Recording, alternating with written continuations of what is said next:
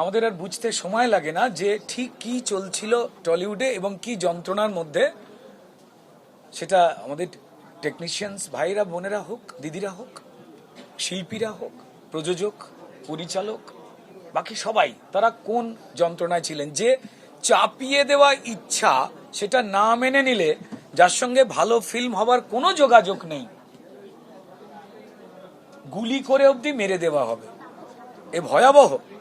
Immediately legal action তো হওয়া উচিত এবং কড়াভাবে যারা যারা জড়িয়ে আইন মেনে এফআইআর হওয়া উচিত এবং আইন যে কথা বলে সে অনুযায়ী শাস্তি হওয়া উচিত। আমরা এখানে অজস্র মানুষের চোখের জল দেখেছি যে কিভাবে তাদের দমন পীড়ন করা হয়েছে, নারী পুরুষ নির্বিশেষে শুনলাম। এইভাবে যে টলিউড চলছিল তা ভয়ঙ্কর। এই বার্তা পরিষ্কার সঠিক জায়গায় পৌঁছে দেব। শুধু এইটুকু জায়গা বলতে পারি যে নতুন এই সরকার এই অরাজকতা, হুমকি, থ্রেট তার ঘোর বিরোধী এবং তা স্পষ্ট করে আমাদের সম্মানীয় মুখ্যমন্ত্রী শুভেন্দু অধিকারী মহাশয় বারবার জানিয়ে দিয়েছেন।